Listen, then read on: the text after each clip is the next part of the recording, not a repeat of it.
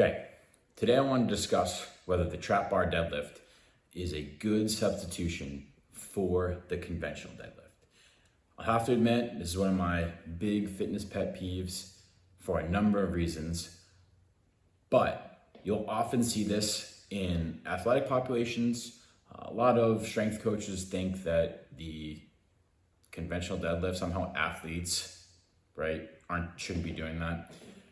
And then you also see it in the general public with people who experience back pain, or they just believe that the deadlift is, they've been told it's dangerous, okay?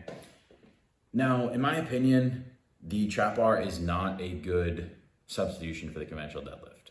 That is not to say that the trap bar deadlift is not a good movement to improve strength in certain areas, and it can be in a balanced program. But for a substitution for a conventional deadlift, I think it's a poor choice. The first way I know how that is because you'll often hear people say the trap bar is more like a squat. So if we take a look at the conventional deadlift, it is a hinge primarily focusing on the posterior chain. Now, I know there is some quad usage in the initial liftoff of a deadlift, okay? But for the most part, it is a posterior chain dominant movement, all right? So it's gonna work all the low, the back, glutes, hamstrings, etc. Okay? Two, the hand position. Now, this is why I think a lot of people go to the trap bar, is because the hand position is outside on the side of the body, which ends up resulting in making it a much easier position to maintain the back, which oftentimes people can't do.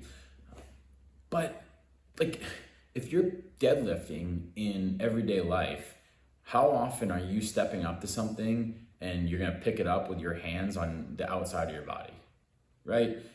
To be honest, it's gonna be closer to a sumo, so your hands will be kind of inside, but more likely they're gonna be right outside in front of you, okay? Just like you would be with a conventional deadlift.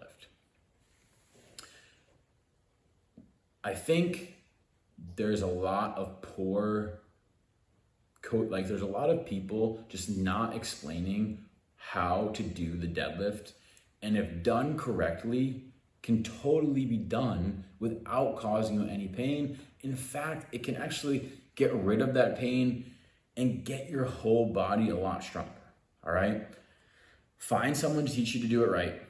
Use appropriate load, okay? You don't get a pass and to blame it on the movement when you're just using a load that is inappropriate for you and you're not ready for, okay? Use an appropriate load.